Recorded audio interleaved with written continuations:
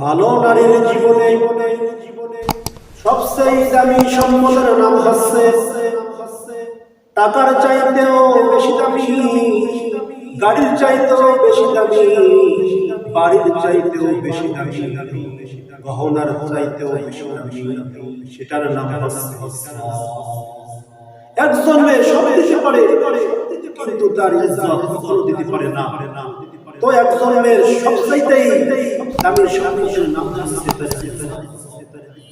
ইসলাম বলে আমি তোমাকে ওইখানে যাতে নিষেধ করেছি যেখানে তোমার ইজ্জতের হামলা হবে,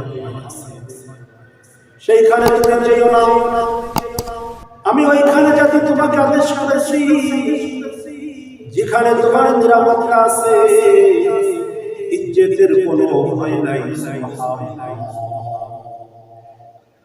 তো ভালো স্ত্রীর জীবনে সবচেয়ে দামি সম্পদের নাম হচ্ছে তার স্বামী।